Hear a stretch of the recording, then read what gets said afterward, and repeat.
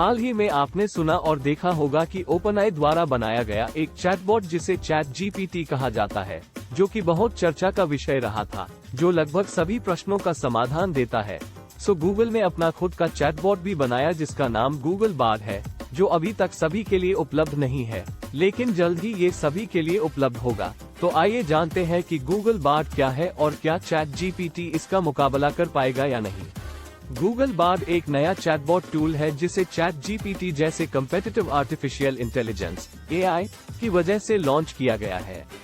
इसे मानव के साथ बातचीत का अनुकरण करने के लिए डिजाइन किया गया है और प्रश्नों के लिए रियलिस्टिक और हेल्पफुल रिस्पॉन्स प्रदान करने के लिए, जो कि नेचुरल लैंग्वेज प्रोसेसिंग और मशीन लर्निंग के कॉम्बिनेशन का उपयोग करता है।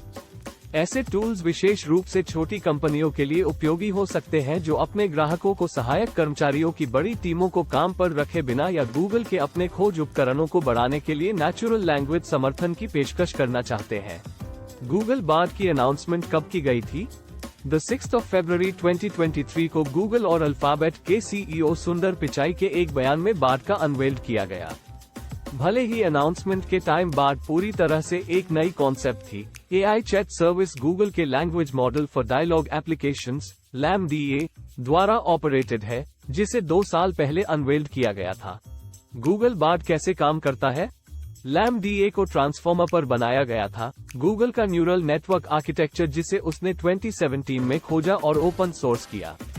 दिलचस्प बात यह है कि गूगल के अनुसार GPT-3 जिस भाषा मॉडल चैट जीपीटी पर काम करता है, वह भी ट्रांसफॉर्मर पर बनाया गया था।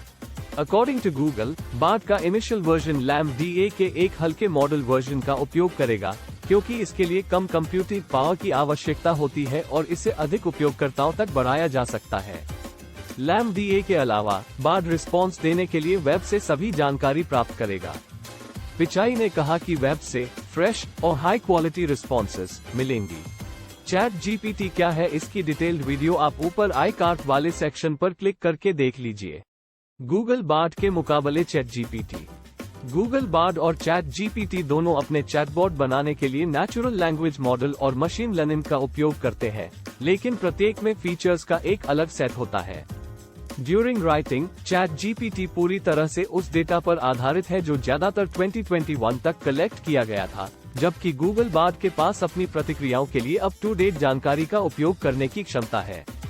चैट जीपीटी का प्रमुख फोकस कॉन्वर्सेशनल क्वेश्चंस और आंसर पर है। गूगल बार्ड का इस्तेमाल उसी तरह किया जाएगा, लेकिन गूगल को विशेष रूप से बढ़ाने के लिए। दोनों चैटबॉट थोड़े अलग लैंग्वेज मॉडल पर आधारित हैं।